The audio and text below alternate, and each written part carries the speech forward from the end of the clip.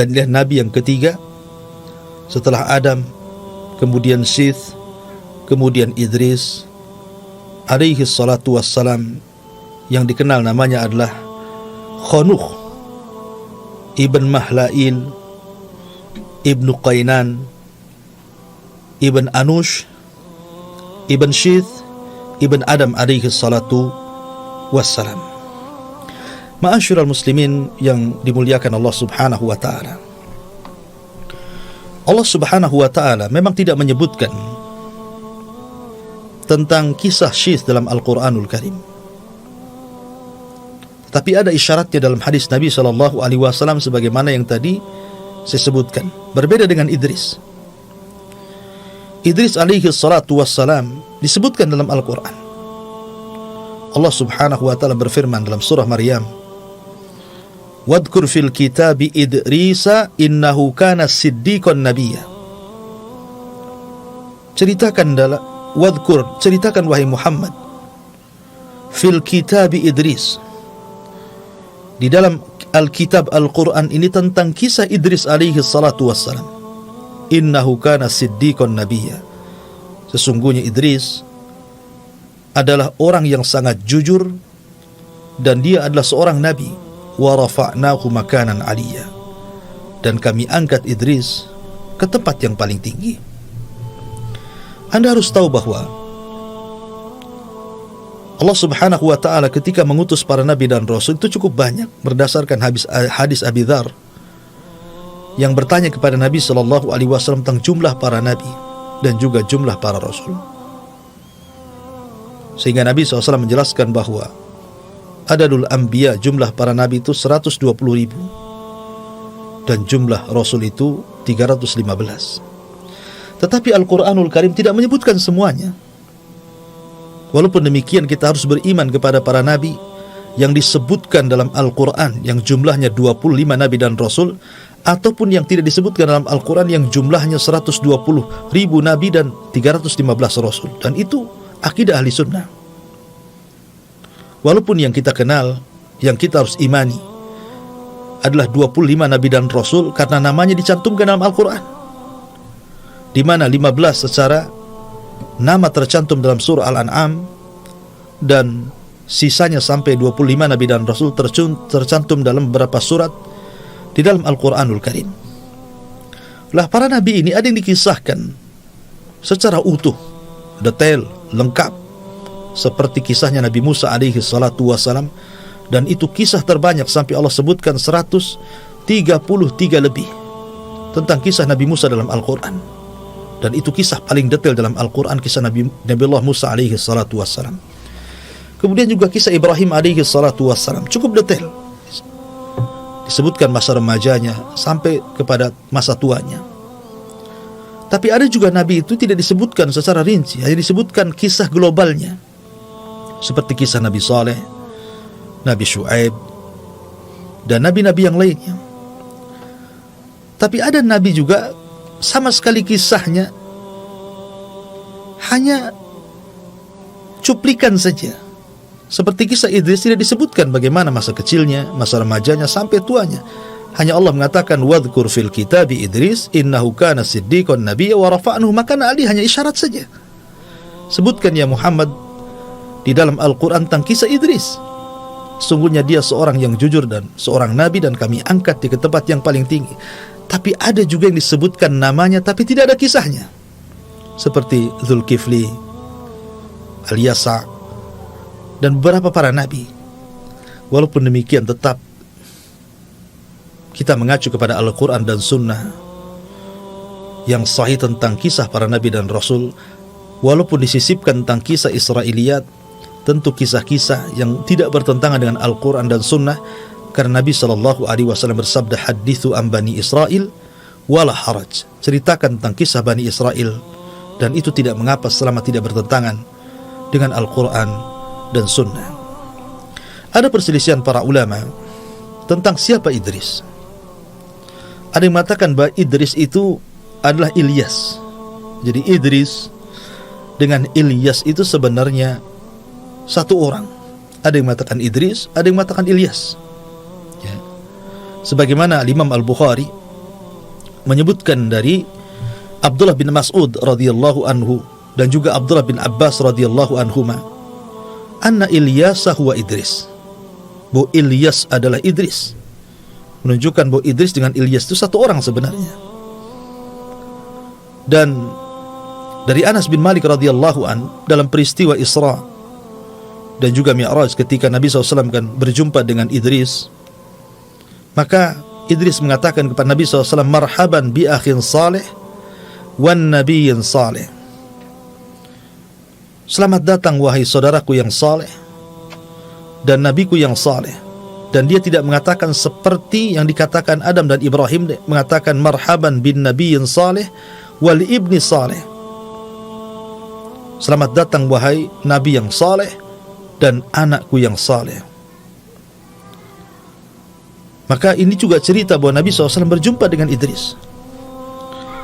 Dan ada yang mengatakan sekali lagi bahwa Idris adalah Ilyas, tetapi pendapat yang kuat wallahu alam bahwa Ilyas sendiri dan juga Idris sendiri, dan itu yang dikuatkan oleh Imam Ibnu Katsir rahimahullahu taala, wa anna Ilyas laisa huwa Idris, bahwa Ilyas itu bukan Idris. Ilyas sendiri, Idris sendiri, artinya Ilyas ada kisahnya, Idris juga ada kisahnya yang sekarang sedang kita ceritakan.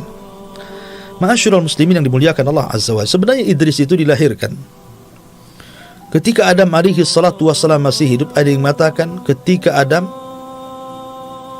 berusia cukup tua, di mana Idris berjumpa dengan Adam itu sekitar 120 tahun sebelum meninggal Adam alaihi salatu wassalam.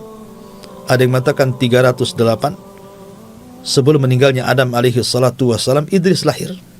Artinya bahwa Idris masih berjumpa dengan Adam alaihi salatu wassalam, karena Adam itu juga diberikan usia cukup panjang. Ada yang mengatakan usianya 1000 tahun, tapi kemudian dikurangi menjadi 960 tahun, karena yang 40 tahunnya diberikan kepada salah satu umatnya yang sangat menakjubkan Adam dalam mimpinya, dialah Daud alaihi salatu wassalam. Nanti akan sampai kisahnya. Tapi yang jelas bahwa Nabiullah Idris alaihi salatu wassalam diberikan oleh Allah subhanahu wa ta'ala kecerdasan. Maka disebut Idris dari kalimat dirasah, karena di antara keistimewaan daripada Idris alaihi salatu wassalam, di mana dia awal man khatta bil qalam, bahwa dia adalah nabi yang pertama kali mencatat dengan pena. Jadi dia orang yang pertama kali mencatat dengan pena, dan juga diberikan ilmu yang luas dan luar biasa. Dia suka membaca. Lah Idris alaihi salatu wassalam ketika melihat kemungkaran dari kaumnya Qabil yang semakin hari semakin rusak kondisinya, maka Idris pun kemudian mulai mengumpulkan kaumnya, kemudian mengajak berjihad untuk menumpas kemungkaran yang ada pada kaumnya Qabil. Dan dialah nabi yang pertama yang melakukan jihad, nabi pertama yang menawan, dan nabi pertama yang mengambil harta rampasan perang. Tetapi harta rampasan perang sejak zaman Idris alaihi salatu wassalam sampai Nabi Isa alaihi salatu wassalam belum dihalalkan. Jadi mereka hanya mengambil harta itu, kemudian diserahkan kepada Allah Azza wa Jalla dengan cara diletakkan di bukit-bukit dan gunung-gunung. Kemudian akan datang api yang menyambar. Kalau seandainya harta itu disambar api, dilahap api, kemudian hangus dan habis, menunjukkan jihadnya diterima. Artinya jihadnya karena Allah subhanahu wa ta'ala. Tapi kalau sebaliknya, maka jihadnya masih dipertanyakan keikhlasannya. Tapi di zaman Nabi SAW, harta rampasan perang itu dihalalkan untuk dimanfaatkan. Makanya Nabi SAW mengatakan, wa uhillat liyal ghanaim, dihalalkan kepadaku untuk memanfaatkan harta rampasan perang.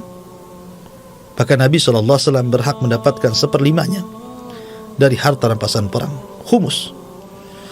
Ma'asyiral muslimin, para pemirsa Kiswah TV yang dimuliakan Allah subhanahu wa ta'ala, maka Idris alaihi salatu wassalam berusaha untuk memperbaiki kondisi berjihad melawan kemungkaran, dan siapa yang tidak ikut ajarannya ditangkap dan jadi tawanan, dan hartanya dirampas. Akhirnya setiap hari banyak orang yang sadar kembali ke jalan yang benar. Dari situlah maka Allah Subhanahu wa ta'ala menghadiahi Idris bahwa dia setiap hari amalannya akan diangkat sebanyak umat yang didakwahinya. Maka Idris alaihi salatu wassalam pun kemudian meminta kepada Allah Subhanahu wa ta'ala untuk ditangguhkan usianya. Setelah dia mendapatkan kabar, dia mendapatkan pahala sebanyak kaumnya, kebaikan kaum yang dakwahinya, maka dia ingin diperpanjang usianya supaya makin banyak lagi kebaikan yang akan diangkat ke hadapan Allah Subhanahu wa ta'ala. Ada juga kisah tentang kematian Idris alaihi salatu wassalam. Ketika Allah Subhanahu wa ta'ala berfirman, wa rafa'nahu makanan aliyya, kami angkat Idris ke tempat yang tinggi. Maka ada kisah Israiliyat bahwa ketika Idris alaihi salatu wassalam, sebagaimana dikatakan oleh Ka'ab al-Akhbar, ketika Allah Subhanahu wa ta'ala mewahyukan kepadanya bahwa dia akan mengangkat setiap hari pahala seluruh amalan Bani Adam, kemudian Idris pun berdoa kepada Allah Azza wa Jal untuk ditangguhkan usianya agar jangan cepat diwafatkan. Berjumpalah Idris dengan malaikat Jibril. Kemudian dia meminta kepada Jibril untuk dipertemukan dengan malakul maut. Maksudnya supaya Idris bernego dengan malakul maut agar jangan dulu dicabut nyawanya dan agar ditangguhkan usianya. Maka kemudian Iblis pun diangkat oleh Jibril ke langit. Kemudian sesampainya di langit yang keempat, tiba-tiba malakul maut sudah menunggu di situ. Jibril pun heran, kenapa malaikat maut sudah ada di situ? Maka Jibril bertanya, kenapa engkau sudah di sini? Maka malakul maut mengatakan bahwa Allah memerintahkan aku untuk mencabut nyawa seorang manusia di langit ini. Aku pun heran, mana ada manusia di sini? Rupanya di situ ada Idris yang dibawa oleh Jibril. Subhanallah. Idris ingin meminta tangguhan usia, sementara malakul maut diperintahkan Allah untuk mencabut nyawa Idris. Itulah kematian. Apabila datang kematian, maka tidak ada yang mampu mencegahnya.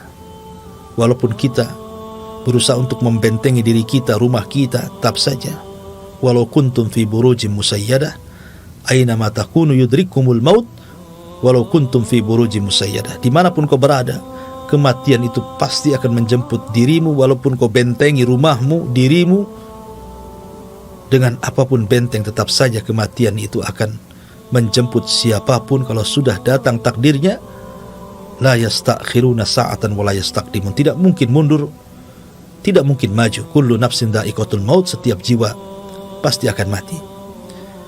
Ada yang mengatakan seperti itu, bahwa Idris meninggal di langit keempat, dan itu makna ayat wa rafa'nahu makanan aliyya, dan kami angkat Idris ke tempat yang tinggi. Tapi ini kisah Israiliyat. Tapi ada juga yang mengatakan bahwa Idris tidak meninggal di langit, tapi Idris meninggal di bumi, karena semua manusia meninggal di bumi. Sebagaimana Adam alaihi salatu wassalam diturunkan dari sorga supaya dia meninggal di bumi. Adapun Isa alaihi salatu wassalam diangkat ke langit, dia akan diturunkan kembali di akhir zaman dan akan meninggal di bumi. Jadi semua manusia akan meninggal di bumi. Tidak ada satupun manusia akan meninggal di langit. Tapi ini masalah khilaf para ulama. Tapi yang jelas bahwa kisah Nabi Syith dan kisah Nabi Idris alaihi salatu wassalam, kedua nabi ini berusaha untuk memperbaiki kaumnya, memperbaiki bagaimana umatnya kembali ke jalan Allah Subhanahu wa ta'ala. Namun perlu dicatat bahwa di zaman itu belum ada penyimpangan akidah sama sekali. Belum ada. Jadi penyimpangan mereka itu hanya melakukan dosa besar, pembunuhan, kemudian perzinahan, kemudian munculnya alat-alat musik, ya, kemudian juga menampakkan aurat, ikhtilat dan yang semacamnya. Tapi mereka semua masih mentauhidkan Allah, baik kaumnya Qabil ataupun kaumnya Sis alaihi salatu wassalam. Sampai pada waktunya ketika Idris alaihi salatu wassalam meninggal dunia. Dan Idris ajarannya masih dipegang oleh anak turunannya, sampai kepada ada satu keluarga yang disebut dengan keluarga Wud, atau Quran menyebutnya Wad, memiliki beberapa anak.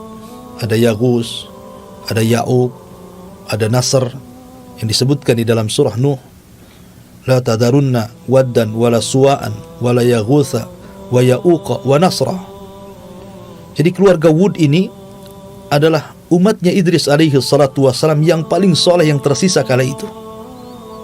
Baik, dermawan, cerdas, saleh, dicintai umatnya. Sampai akhirnya kemudian Wud pun meninggal dunia. Kemudian digantikan oleh Yaghus, digantikan oleh Ya'uq, digantikan oleh Nasr. Akhirnya semua anak-anaknya juga meninggal dunia, sehingga hilanglah qudwah, hilanglah percontohan yang baik. Mulailah akhirnya syaitan datang kembali, membisikkan kepada generasi pertama yang merupakan murid-muridnya keluarga Wud, dan mengatakan, kenapa kalian tidak membuat patung? Ambil batu, kemudian pahat, buat semacam berhala, ya, gambarlah mereka supaya kalian diingatkan dengan kebaikannya. Maka mulailah generasi pertama mereka membuat patung, dan inilah pembuatan patung pertama, tapi belum disembah. Kemudian datang generasi kedua. Kata syaitan, kenapa kalian tidak memproduksi banyak-banyak? Letakkan di rumah-rumah kalian, supaya tidak ada satu rumah pun kecuali ada patungnya orang saleh. Buatlah patung yang sedang sujud, yang sedang sujud, yang sedang ruku, yang sedang bersedekah, supaya kalian terangsang untuk melakukan ibadah. Sampai datang generasi ketiga, keempat yang tidak mengetahui kenapa generasi pertama buat patung. Akhirnya kemudian setan pun mendatangi mereka dan mengatakan, aku hidup di zaman bapak dan kakek kalian, sesungguhnya mereka membuat patung ini agar kalian menyembahnya. Maka terjadilah kesyirikan pertama setelah Idris alaihi salatu wassalam, itu pun setelah asyratu qurun, setelah 10.000 tahun dari zaman Adam alaihi salatu wassalam, sampai akhirnya diutus kepada mereka seorang nabi yang merupakan rasul pertama di dunia, Nabi Nuh alaihi salatu wassalam. Dan nanti akan kisahnya, karena Nuh ini cukup panjang kisahnya. Jadi terjadinya kesyirikan itu setelah 1000 tahun. Ya, setelah Idris alaihi salatu wassalam meninggal dunia, kemudian muncul murid-muridnya memiliki murid-muridnya lagi, sampai akhirnya kepada keluarga Wud lah, inilah orang soleh terakhir yang meninggal, yang akhirnya kemudian dibuat patung dan berhala, kemudian generasi setelahnya menyembahnya. Dan inilah kesyirikan pertama yang terjadi di alam semesta, sampai diutus kepada mereka Nabi Allah Nuh alaihi salatu wassalam. Wallahu a'lam bishawab. Ini di antara kisah Nabi Allah Syith dan juga Idris alaihi wassalam. Saya kembalikan kepada moderator, falyatafaddal mashkura. Jazakallah khairan Ustaz atas penjelasan materi di pagi hari ini. Dan bagi peserta atau pemirsa Kiswah TV dan pendengar setia Kiswah dimanapun Anda berada, bagi yang ingin bergabung di sesi interaktif atau mengirimkan pertanyaan di sesi tanya jawab ini, Anda dapat mengirimkan langsung di nomor 081268733202, dan kita bacakan pertanyaan yang telah masuk di WhatsApp Kiswah TV. Assalamualaikum warahmatullahi wabarakatuh Ustaz. Waalaikumsalam. Ingin bertanya, apakah isi dari suhuf Allah dijelaskan dalam Al-Quran Ustaz? Mohon penjelasan. Ya, alhamdulillah. Semua kitab langit yang jumlahnya 104 itu, walaupun ada yang mengatakan bahwa riwayat tentang 104 ini memang diteliti para ulama, bahasa para ulama fihi nazar, ada pandangan para ulama tentang sahih dan tidaknya. Tapi itulah yang kemudian dicatat ahli sejarah. Ya. Jadi Al-Quran itu kandungan semua kitab-kitab langit. Jadi 100 suhuf itu diringkas oleh Allah Azza wa Jalla menjadi Taurat. Dari 100 suhuf dan juga Taurat diringkas lagi menjadi Zabur. Dari 100 suhuf Taurat dan Zabur diringkas lagi menjadi Injil. Dari 100 kitab Taurat, Zabur dan Injil diringkas dalam Al-Quran. Inna hadza lafi suhufil ula suhufi Ibrahim wa Musa. Sungguhnya Al-Quran ini terdapat suhuf, ajaran-ajaran umat-umat terdahulu, termasuk dalamnya suhuf Ibrahim dan juga suhuf Musa. Bahkan Al-Quran sendiri kemudian diringkas lagi menjadi satu surat yang disebut dengan Al-Fatihah. Dialah induk daripada Al-Quran. Dan Al-Fatihah sendiri kemudian diringkas menjadi satu ayat, Iyyaka na'bud wa iyyaka nasta'in. Hanya kepadamu ya Allah kami menyembah, dan hanya kepadamu ya Allah kami meminta pertolongan. Satu ayat ini meringkas Al-Quran, meringkas Injil, Zabur, Taurat, dan 100 suhuf. Karena inti daripada kitab-kitab langit itu adalah mentauhidkan Allah, Iyyaka na'bud wa iyyaka nasta'in. Ya. Dan inti daripada langit, kitab-kitab langit itu ada 3, sebagaimana Al-Quran sendiri mengajarkan tentang tauhid, mengajarkan tentang syariah, ibadah, dan mengajarkan tentang akhlak dan muamalah. Semua ajaran langit seperti itu. Bahkan Al-Quran jauh lebih sempurna. Yang tidak ada di dalam 100 suhuf dan juga Injil, Taurat dan juga Zabur ada dalam Quran.